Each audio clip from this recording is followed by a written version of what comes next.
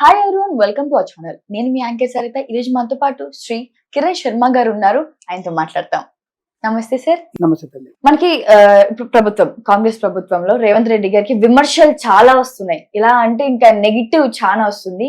So త్వరలో ఆ party కూలిపోతుంది, ఇంకా ఉండదు, తొందరగా నాశనం అయిపోతుంది, చైర్ దిగిపోతాడు అని చాలా విమర్శలు కామెంట్స్ వస్తున్నాయి గురువు గారు. దాని గురించి మీ మాటలు. ఒకటి విషయం గుర్తుపెట్టమ్మా. ఒకటి, రేవంత్ రెడ్డి చాలా సమర్థవంతమైనటువంటి వ్యక్తిత్వం, చాలా సమర్థుడు.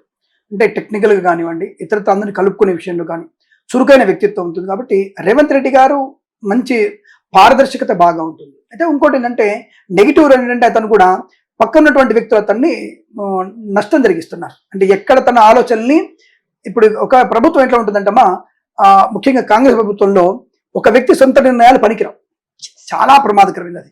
ఒక వ్యక్తి ఒక స్థానంలో ఉన్నప్పుడు తప్పకుండా అతని ఆలోచనల్ని మిగతా వాళ్ళు ముందు కొనసాగించాలి. ఫస్ట్ కష్టంగానే ఉంటుంది. ఫస్ట్ వేడివేడి అన్నం ఆవకాయ కలుపుకున్నప్పుడు కూడా నువ్వు చేయగలుగుతుంది, నోరు కాలుతుంది, రెండు విషయాలు. కానీ తిని ఆస్వాదించేటప్పుడు ఆనందంగా ఉంటుంది.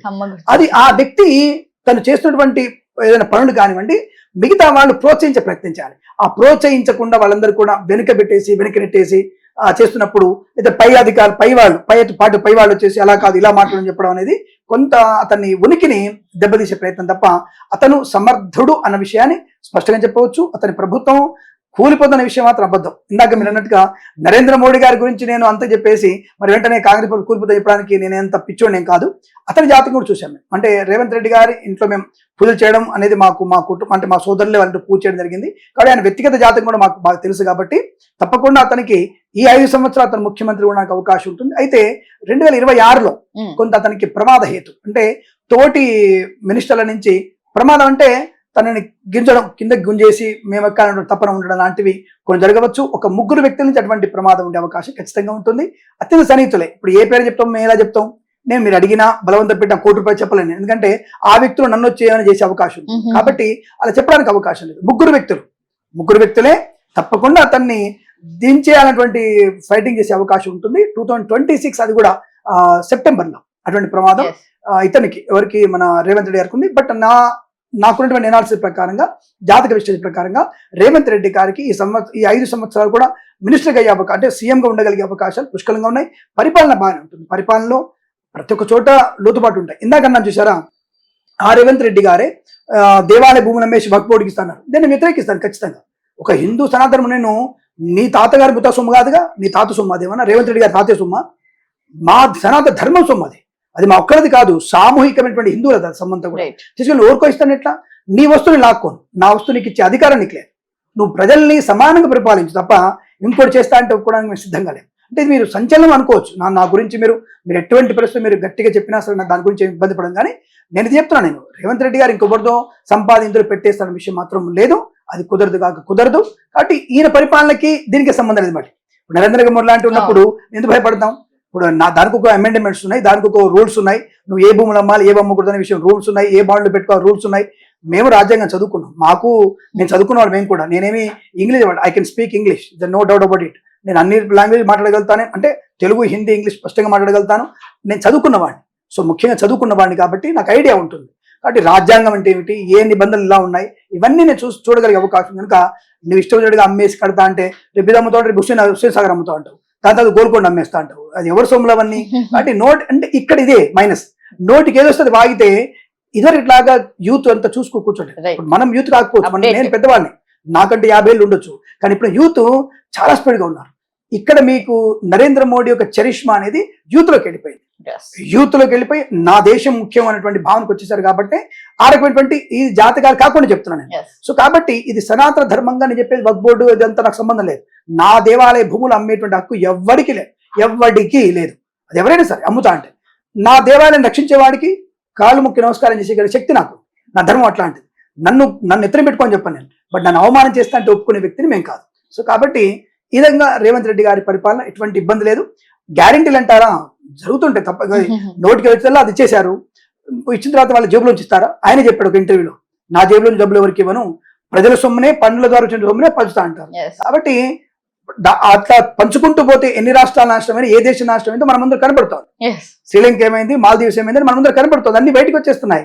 కాబట్టి నీకు ఇష్టం వచ్చినట్టుగా అమ్మి పెట్టడానికి కుదరలేదు. అటువంటివి చేస్తే మాత్రం 2026 సెప్టెంబర్లో ఇతనికి ప్రమాదం కలిగే అవకాశం ఉంది. ఆ నెలలో ప్రమాదం, ఆ నెల కాదు 3 నెలలు, సెప్టెంబర్, అక్టోబర్, నవంబర్ 2026లో అటువంటి ప్రమాదాన్ని ఎదుర్కొనే అవకాశం రేవంత్ రెడ్డి గారికి ఉంది. కాబట్టి జాగ్రత్తగా ఉండాల్సిందే ఎవరైనా సరే. ఇది జాతక ప్రకారంగా చెప్పేది. ఇది జాతకాన్ని రేవంత్ రెడ్డి అనేటువంటి పేరు ప్రకారమే చూసి చెప్పేది ఫలితాలు. గురుగారు, ఇప్పుడు బాగా హాట్ టాపిక్ ఏంటంటే ఇరాన్ అండ్ ఇజ్రాయెల్ గొడవ. అసలు ఎక్కడ అదే హాట్ టాపిక్. అండ్ దాని ప్రకారంగా చూసుకుంటే మనకి 3వ ప్రపంచ యుద్ధం వస్తుందని వింటున్నాం. ఇది ఎంతవరకు నిజం, ఎంతవరకు అబద్ధం? అంటే మీకు G7 దేశాన్ని ఒక కూటమికి వచ్చేసాయి. ఇప్పుడు ఇజ్రాయెల్ అనేది కృత్తికా నక్షత్రమే, ఇరాన్ అనేది కృత్తికా నక్షత్రమే. 2 వృషభ రాశులు అంటే 2 దున్నపోతులు కొట్టుకుంటున్నాయి. మీకు చెప్పాలంటే వృషభ రాశులు, 2 వృషభ రాశులే. 2 దున్నపోతులు కొట్టుకున్నప్పుడు ఒకటి నేల కొరగాల్సిందే కదా. ఇక్కడ 4 అక్షరాలైనటువంటి దేశం నెగ్గడానికి అవకాశం ఉంది. Israel simple. ఇజ్రాయెల్ ఇవ్వడానికి అవకాశం ఎక్కువ ఉంటుంది. అంటే చాలా మొండివాడు, తెలివైనటువంటి వ్యక్తి. ఇరాన్ వాడు అంటే మూర్ఖుడు. అంటే మూర్ఖుడు అంటే మతపరంగా చెప్పట్లేదండి. మూర్ఖుడు అంటే ముష్టిఘాతం చేసేవాడు, మళ్ళీ యుద్ధంలా ఉంటాడు. కానీ ఇజ్రాయెల్ అనే వ్యక్తి సైనిక స్థావర్యము, తన యుక్తిని, శక్తిని వినియోగించుకోగలిగే శక్తి ఎక్కువ ఉంది. కాబట్టి అక్కడ యుద్ధంలో ఇజ్రాయెల్ గెలిగే అవకాశం ఉంటుంది. రెండవది, నాకు తెలిసినంత వరకు యుద్ధానికి దారి తీయదు. మన జాతకంలో క్రోధినాంశం అటువంటి ఇబ్బందులున్నా బట్ యుద్ధానికి దారి 3వ ప్రపంచ యుద్ధం వస్తున్న విషయం లేదండి.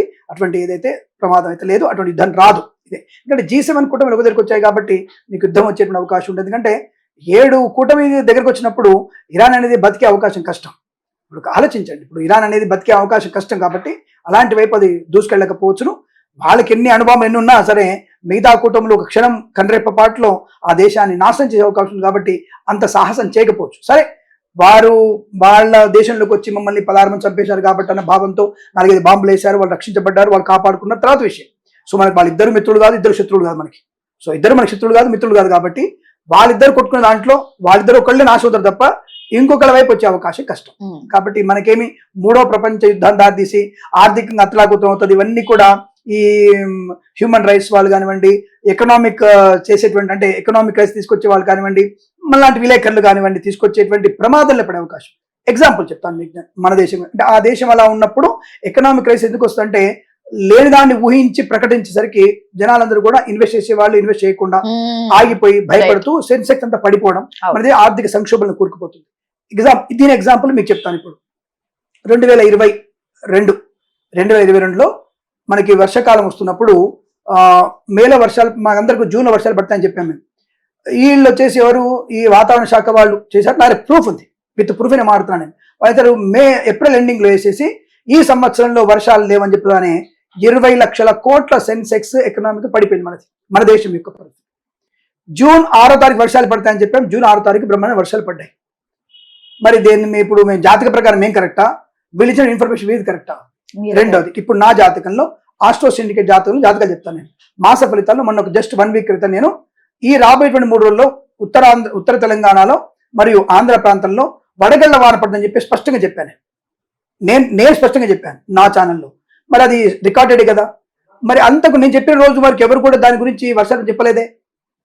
మరి ఎలా చెప్తారండి అంటే గుల్కరాళ్ళగా 4 రాళ్ళు వేసేవాడు కాదు, వీర జ్యోతిష్కులాగా నేను 4 రాళ్ళు వేయను. నేను మేఘావృతం ఏంటి, మేఘాడంబరం ఎప్పుడు వస్తుంది, ఏ గ్రహం వర్షానికి కలిగే అవకాశం ఉంటుంది, ఎక్కడ కుజుడు శుక్రుడు కలిసినప్పుడు కుజస్తంభం ఎప్పుడు జరుగుతుంది, అప్పుడు ఎటువంటి మేఘాలు వర్షిస్తున్నాయి, ఎటువంటి రాళ్ళు పడుతున్నాయి అని చెప్పడానికి మాకు అవకాశం ఉంటుంది. జస్ట్ ఇది పరిశోధన. నేనేమి గెలుస్తాను చెప్పలేదు, బట్ ఆల్రెడీ అనౌన్స్డ్ నేను. కానీ అవ్వకపోతే తిట్టేవాళ్ళు ఎక్కువ ఉంటారుగా. కానీ నేనేంటంటే ఏదో పడతాయని చెప్పేసి దానికి నాకు సెన్స్ నాకు వచ్చి టకటక పెరిగింది ఏం లేదు, నాకు వ్యూస్ ఏం పెరగల. కానీ వర్షం పడింది బ్రహ్మాండంగా. వడగళ్ల వాన మీరు చూశారు, ఒక ట్రాక్టర్ నిండా వడగళ్ల వాన పడ్డాయి. ఆదిలాబాద్ జిల్లాలో 3 వర్షాలు పడ్డాయి, పంటంతా నష్టం అయిపోయింది. మరి ఇటువంటి ఊహాగానాలు తప్పుడు ప్రదాలు చేసేటువంటి వాళ్ళు కరెక్ట్ అవుతున్నప్పుడు ఒక జ్యోతిశాస్త్రంలో గ్రహణం ఎప్పుడు వస్తుంది, గ్రహస్థితి ఏమి తెలుసుకునేటువంటి మేము చెప్పడం తప్పేలా అవుతుంది చెప్పండి. సో మాది ఒక మ్యాథమెటికల్ ఇన్ఫర్మేషన్, మాది అల్గారిథమే. మేము మ్యాథమెటిక్స్ చేసేది కూడా మేము ఈ గ్రహం యొక్క డిస్టెన్స్ ఉంటే ఎంత వస్తుంది.